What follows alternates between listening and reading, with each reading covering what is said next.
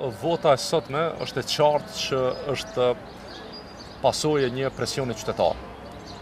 Për 11 muaj, Ministri Abdullah Hoti nuk reagoi në asnjërin prej ftesave të komunës Prishtinës për të ecë përpara projektin, në momentin që presioni qytetar u bë i madh dhe publiku u angazhua që të përfundoj kjo çështje.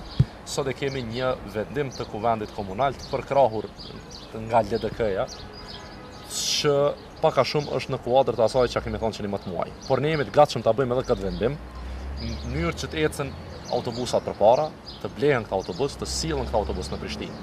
Pra tashmë për ne është e qartë që presioni publik e ka bërë vetën dhe shpresoj shumë që edhe pas këtij votimi Ministri Hoti mos të bllokoj, sepse qytetarët tashmë e kanë të qartë që është ai i cili ka kërkuar arsyetim që të vonojë diçka dhe me që ju përmbush edhe ai arsyetim nga presioni qytetar, të mos zhagis më garancionin e sovranitetit. Tash e ka edhe votën e kuvendit komunal, votë kjo e cila qartë ka qenë në dispozicion ti edhe para 11 muaje për ta thoshte. Teksti është dakorduar mes shefave të grupeve parlamentare, është tekst i cili pak a shumë do të mund dakordojë në çdo ditë për 11 muaj.